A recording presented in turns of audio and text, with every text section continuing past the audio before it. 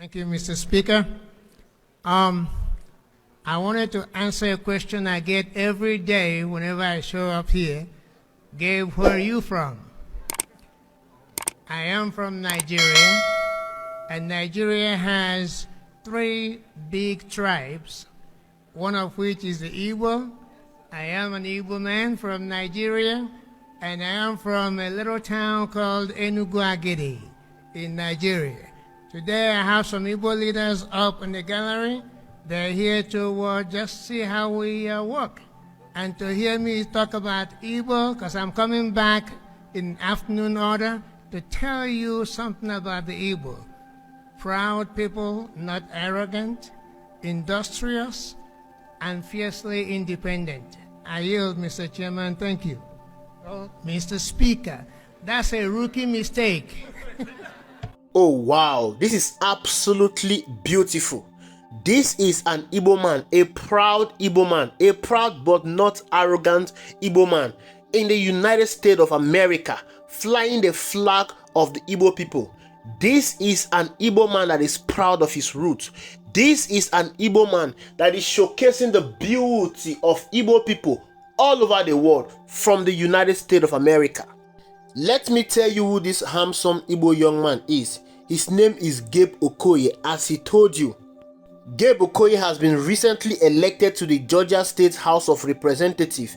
Gabe Okoye is known for his dedication to community service and his advocacy for immigrant rights. Gabe Okoye has become a notable figure in both the Nigerian American community and the broader political landscape in Georgia.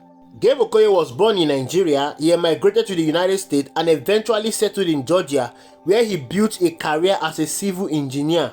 Over time, he developed a strong reputation in his local community, becoming actively involved in local government and grassroots initiatives.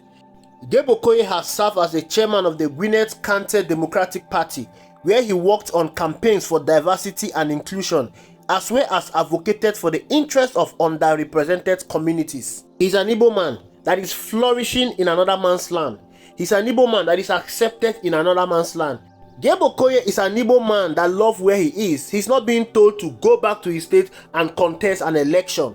Gabe Okoye is an Igbo man that is despised in his home country, Nigeria, but being valued in America. Gabe Okoye represents one out of the millions of Igbos that are scattered all over the world that are doing tremendously well in their different communities they found themselves.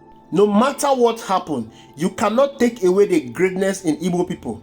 The Igbo people, these are one of Nigeria's most prominent ethnic groups. They have an extensive history of resilience, innovation, and achievement.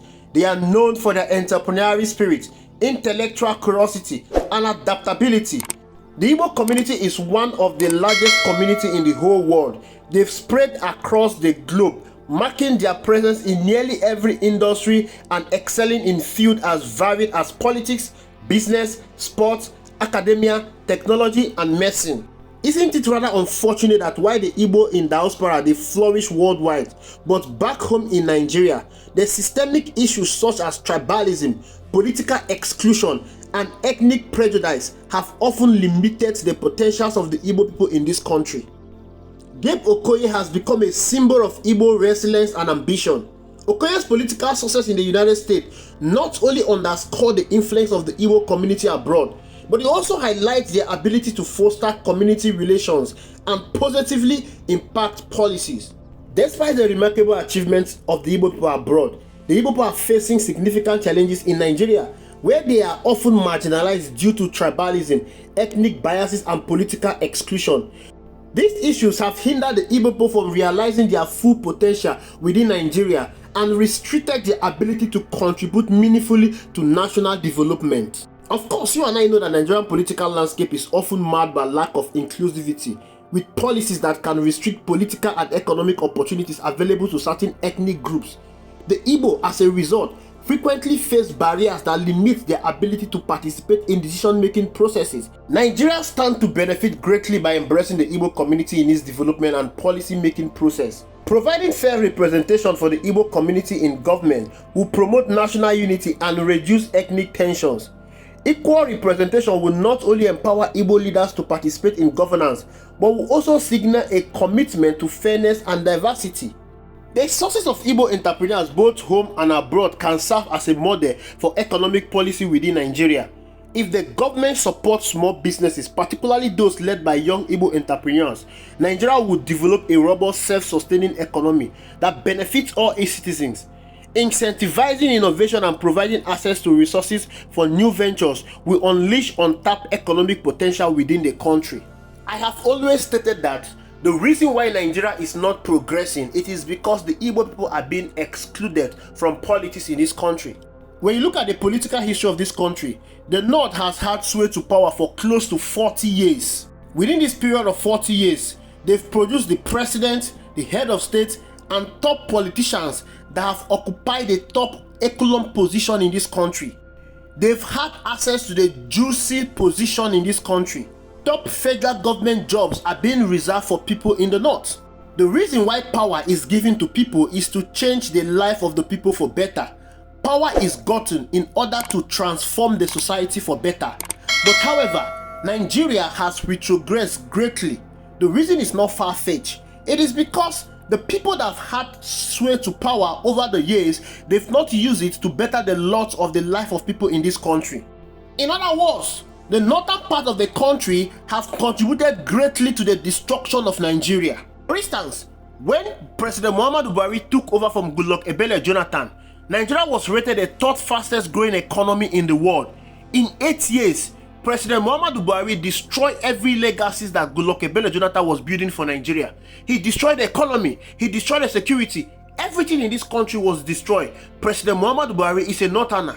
Working hand in hand with the North in destroying this country is the Southwest. The southwestern part of this country, they've had their own share in producing politicians that have helped in destroying this country. After President Muhammadu Buhari was done in destroying this country, Bola Tinubu took over. He took over from bad and turned it to worse. Nigeria is now experiencing a worse situation than they experienced under President Muhammadu Buhari. In all of this, the Igbo man is yet to have a fair share in the political sharing formula in this country. The 2023 presidential election was one that would have produced an Igbo man as the president of the Federal Republic of Nigeria, the person of Mr. Peter Obi. Among all the presidential candidates, Peter Obi was the best. He was competent. He has a very good track record. He was impeccable. He was a frugal businessman. He was one that was going to put Nigeria on the right path. Every indices, every indication pointed to Peter Obi as the best fit for the job, but he was not given the job simply because he's an Igbo man. A Yoruba man was given the job, and look at where a Yoruba man has taken us to today. A Yoruba man who is Bola Tinubu is simply leading Nigeria into total collapse. Everything in this country is collapsing in our very own eyes. Aside restricting Igbos from having access to power sharing formula in this country, Igbos' potentials are being limited in this country. Tell me why a region that has one of the most productive, business-oriented, enterprising people in Nigeria will not have access to a seaport. Tell me why. Not only a seaport, but a functional international airport that will serve as a bridge between the Igbos and other parts of the world. The absence of an international airport in this country is limiting the business potentials of the Igbo people in this country. That is the reason why you see them keep going to Lagos. They are not going to Lagos because Lagos is the best place to stay. They are not going to Lagos because it is convenient for them to go to Lagos. They are going to Lagos because the federal government has made Lagos a business-friendly environment due to the presence of the seaport and the international airport in this country. They are going to Lagos because of ease of doing business. But this ought not to be so. You have people that are very enterprising. You have people that are very lucrative. The seaport should have been located in the southeast because it is going to help them to boost their business enterprise. But no, the federal government will not allow that and allow everyone to be congested in Lagos, making imported items very expensive. And you keep wondering why Nigeria keep moving in a circle. You keep wondering why Nigeria is not progressing. Nigeria is not progressing because the Nigerian government is yet to assimilate the Igbo people into decision making in this country. What will it take the Nigerian people to hand over the presidency of this country to an Igbo man? What will it take them?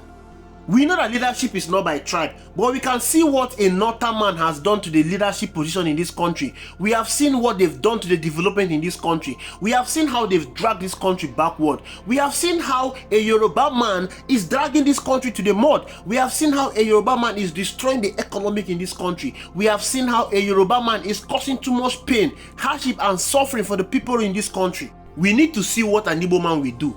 Give an Igbo man president in this country. We need to see their capability. We need to see how they can change this country. We are not just asking for just an anyhow Igbo man. We are not asking for an Odis Okalu. We are not asking for a Rocha Sokorocha. We are not asking for a Dave Umahi. All these people are politicians that have lived all their life in politics. We are asking for a Mr. Peter Obi, a man who started building wealth at the age of 20. A man who has successfully built several businesses in this country. A man who was a 2-term governor in Anambra State and he ruled with integrity and transparency. A man who we know will cut down the cost of governance. A man who we know that will destroy the structure of criminality in this country. A man we know that is frugal. A man we know that has impeccable integrity. A man we know will not jeopardize the future of this country because of his selfish reasoning. Give Mr. Peter Obi the presidency. That is who Nigeria wants. Not because he's an Igbo man, but because he's the best among the rest. Thank you for watching. I will see you in the next video.